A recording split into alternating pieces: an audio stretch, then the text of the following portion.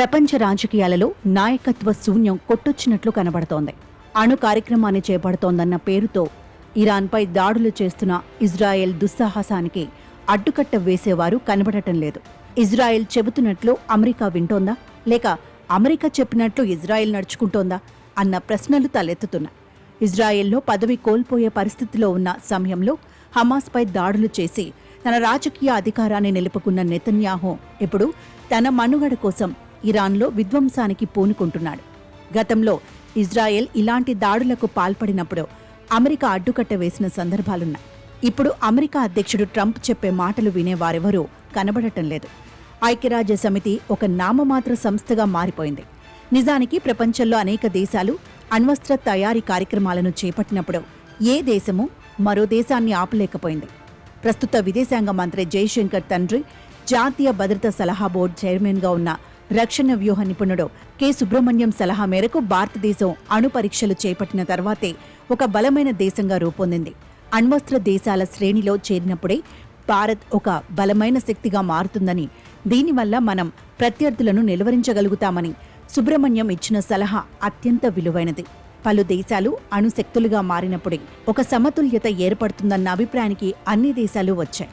అయితే ఇరాన్ అణ్వస్త్ర తయారీ కార్యక్రమాన్ని అడ్డుకునేందుకు ఇజ్రాయెల్ ఆ దేశంలో రక్తపాతానికి పూనుకుంది. ప్రపంచంలో ఏ దేశమూ ఇజ్రాయెల్ను ఆపలేని పరిస్థితిలో ఉంది.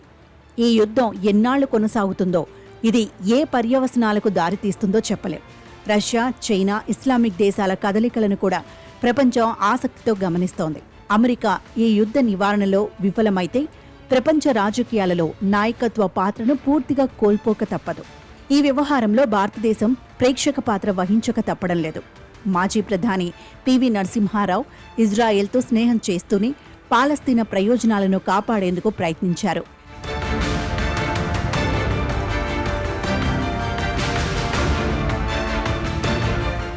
పాలస్తీనా విమోచనోద్యమ నేత అరాఫత్ను భారత్కు ఆహ్వానించారు. మన విలువలకు, ప్రయోజనాలకు మధ్య ఐక్యత సాధించినప్పుడే మన విదేశాంగ విధానం విజయవంతమవుతుంది. ఇజ్రాయెల్ నుంచి ఆయుధాలు కొనుగోలు చేసినంత మాత్రాన ఆ దేశ పద్ధతులను మనం సమర్థించాలని ఎక్కడా లేదు. ప్రధాని మోదీ ప్రభావదాయక దేశాలతో స్నేహం చేసి భారత్ను ఒక అగ్రగామి శక్తిగా మార్చేందుకు సాయశక్తులా కృషి చేశారు. ప్రపంచ రాజకీయాలలో ఒక నిర్ణయాక శక్తిగా మారేందుకు మనకు ఎన్నో అవకాశాలున్నాయి. 140 కోట్ల మంది వినియోగదారులతో బలమైన మార్కెట్ శక్తిగా అవతరించిన భారతదేశం ప్రపంచ రాజకీయాల్లో ఒక నిర్దిష్ట పాత్ర పోషించగల స్థాయికి చేరుకోవాల్సిన అవసరం ఉంది. విచిత్రమేమంటే అహ్మదాబాద్లో ఘోర విమాన ప్రమాదం తర్వాత భారత రాజకీయాలు ఎందుకో స్తబ్దంగా మారినట్లు కనిపిస్తున్నాయి. నరేంద్ర మోదీ 11 సంవత్సరాల పాలనపై బీజేపీ విజయోత్సవాలు జరుపుకుంటున్న సమయంలో ఈ దుర్ఘటన సంభవించడంతో పార్టీ నేతల ఉత్సాహం నీరు కారినట్లయింది. ఆ తర్వాత మోదీ సైప్రస్తో పాటు 3 దేశాల పర్యటనకు బయలుదేరితే ప్రతిపక్ష నేత రాహుల్ గాంధీ యూరప్లో ఏదో దేశానికి వ్యక్తిగత పర్యటన నిమిత్తం వెళ్లారు. రాహుల్ పార్టీ అధ్యక్షుడు కాకపోయినా ఆయన లేకపోతే కాంగ్రెస్ పార్టీలో స్తబ్దత కొట్టొచ్చినట్టు కనబడుతోంది. ఆయన సోదరి ప్రియాంక గాంధీ కేరళలో ఉప ఎన్నికలలో తలమునకలే ఉన్నారు. భారతీయ జనతా పార్టీలోనూ కాంగ్రెస్ పార్టీలోనూ చాలా నిర్ణయాలు పెండింగ్లో పడినట్లు ఆ పార్టీల నేతలు చెబుతున్నారు. బీజేపీకి సంబంధించి కొన్ని రాష్ట్రాల అధ్యక్షులతో పాటు జాతీయ అధ్యక్షుడు, పార్టీ ఆఫీసు బేరర్ల నియామకం ఎప్పుడు జరుగుతుందో ఎవరూ చెప్పలేని పరిస్థితిలో ఉన్నారు. కాంగ్రెస్ విషయానికి వస్తే కర్ణాటకలో నామినేటెడ్ ఎమ్మెల్సీలకు అభ్యర్థుల ఎంపిక నుంచి రాష్ట్రాల్లో పార్టీని పటిష్టం చేసే కార్యక్రమం కూడా పెండింగ్లో పడ్డట్లు కనబడుతోంది. ఈ 2 జాతీయ పార్టీల ప్రధాన కార్యాలయాల్లో నేతల కదలికలు పెద్దగా లేవు. ఇదిలా ఉంటే భారతదేశం అత్యంత వేగంగా అభివృద్ధి పదంలో సాగుతున్నదని నేతలు చేస్తున్న ప్రకటనలు ఒక ఉత్సాహాన్ని కలుగచేస్తున్నాయి. భారత్ త్వరలో ప్రపంచ 3వ అతిపెద్ద ఆర్థిక వ్యవస్థగా అవతరిస్తుందని ప్రధానమంత్రి నరేంద్ర మోదీ సైప్రస్లో వ్యాపారవేత్తలతో మాట్లాడుతూ ప్రకటించారు.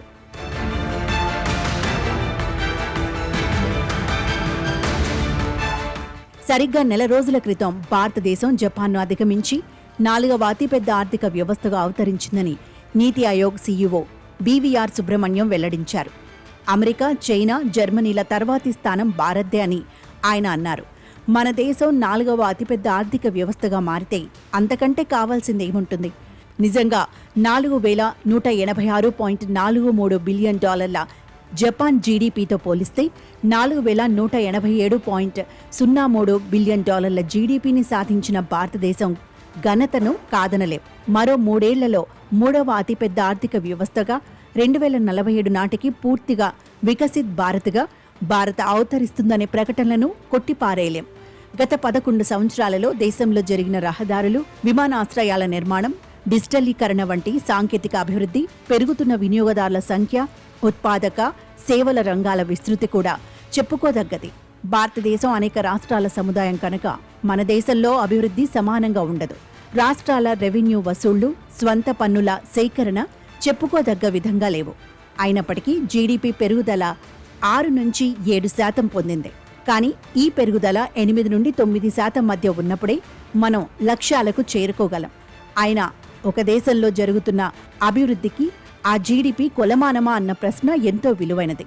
ఎందుకంటే జీడీపీకి ప్రజల బాగోగులకు పెద్దగా సంబంధం ఉండదు. కొనుగోలు శక్తి రీత్యా భారత జీడీపీ ఇప్పటికే 15,000 బిలియన్ డాలర్లకు చేరుకుందని నీతి ఆయోగ్ ప్రకటించింది.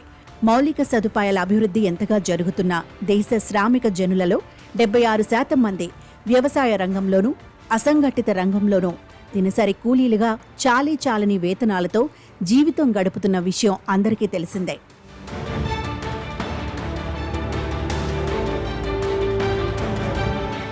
అందువల్ల ఎవరి కొనుగోలు శక్తిని జీడీపీకి కొలమానంగా తీసుకుంటున్నామన్న విషయం చర్చనీయాంశం.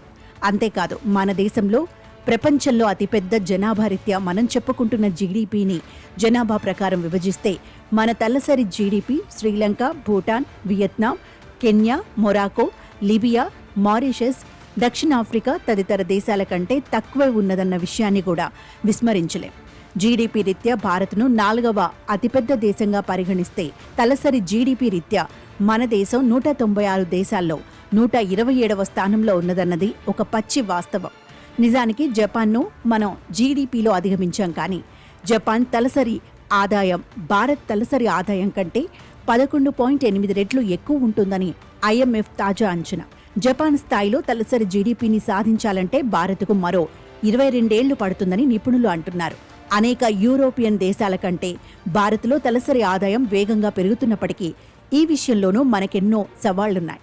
పేదరికాన్ని తగ్గించడంలోనూ, సాంకేతిక ప్రగతిలోనూ మన దేశం చెప్పుకోదగ్గ విజయాలు సాధించింది. జపాన్తో పోలిస్తే భారతదేశంలో ఉన్న అత్యధిక యువ జనాభా మనకు ఒక వరం. ప్రజల జీవన ప్రమాణాలు, నాణ్యమైన ఆరోగ్య సంరక్షణ, శాంతి భద్రతలు, మౌలిక సదుపాయాలు, విద్యా ప్రమాణాలు, ఆదాయ అసమానతల తగ్గుదల విషయంలో జపాన్ స్థాయికి మనం చేరుకోవడానికి ఎంతో కాలం పడుతుంది. అనేక ఇతర దేశాలతో పోలిస్తే ప్రైవేట్ రంగ పెట్టుబడులు మన దేశంలో అంత వేగంగా పెరగడం లేదు. జపాన్ లాగా బుల్లెట్ రైళ్లు, ఆధునిక పరిశ్రమలు, పరిశోధనలకు భారీ కేటాయింపులు, అత్యంత నైపుణ్యంతో కూడిన కార్మిక శక్తి మనకు లేవు.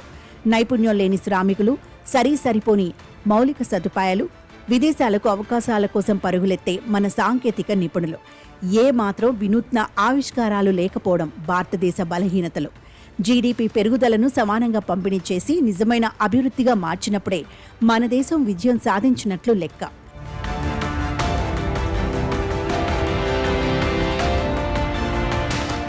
సగటు జపానీ పౌరుడు సగటు భారతీయుడు కంటే 20 రెట్లు ఎక్కువ సంపాదిస్తాడని అంచనా.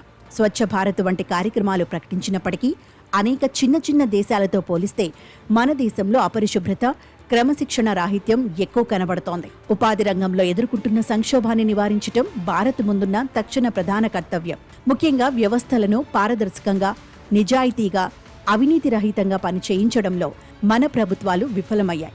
అందుకు ప్రధాన కారణం మన రాజకీయ సంస్కృతి పూర్తిగా విఫల వ్యవస్థలపైనే ఆధారపడి ఉండటం. ఇంట గెలిచినప్పుడే రచ్చ గెలవగలమన్న విషయం మోదీకి తెలియంది కాదు.